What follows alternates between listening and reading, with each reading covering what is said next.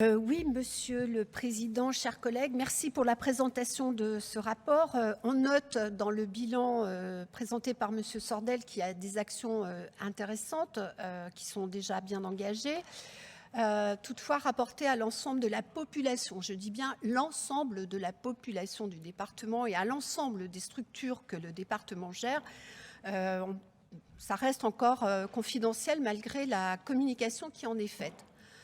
Nous en sommes au deuxième PDEC, lequel devrait afficher des objectifs de déploiement des différentes actions via toutes les structures liées à la collectivité d'une part, via les intercommunalités en soutenant leurs propres projets similaires d'autre part, et ce, justement, afin de toucher le plus de personnes possible.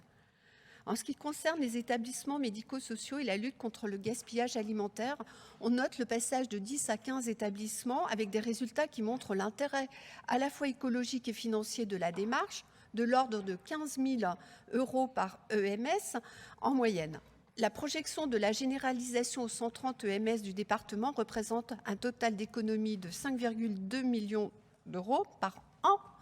Ça doit devenir une réalité le plus rapidement possible, vu les contraintes financières qui s'annoncent. De plus, cette action participe aux conditions de la mise en place de la souveraineté alimentaire via la réduction du gaspillage des denrées et donc celui du produit à la source. La démarche de sensibilisation des publics des espaces Solidarité Côte d'Or sur les changements de produits ménagers est clairement une action en termes de santé publique, de préservation de l'environnement, de l'eau et de l'air intérieur notamment. Face au marketing commercial agressif reposant sur une surenchère hygiéniste, il est temps de revenir aux produits de base qui ont démontré leur efficacité depuis bien longtemps et à moindre coût. Là aussi, la généralisation de la démarche à l'ensemble des ESCO et leur public pourrait être organisée via une programmation pluriannuelle. Le sondage sur les pratiques d'économie circulaire montre un engagement important pour le compostage. Une des hypothèses est qu'il pourrait traduire l'aspiration des habitants à agir en faisant un lien entre leur alimentation quotidienne et le retour à la terre. C'est un appui qui apparaît solide pour amplifier le fléchage des biodéchets pour le compostage, avec la poursuite de l'accompagnement au changement de comportement, avec des composteurs au plus près des structures du département et accessibles aux habitants. Enfin, sur le numérique comme sur le réemploi, il s'agit aussi d'amplifier les actions qui permettent d'anticiper la raréfaction des ressources qui permettent de construire les objets concernés d'une part, et d'éviter l'impact environnemental et climatique de leur extraction d'autre part.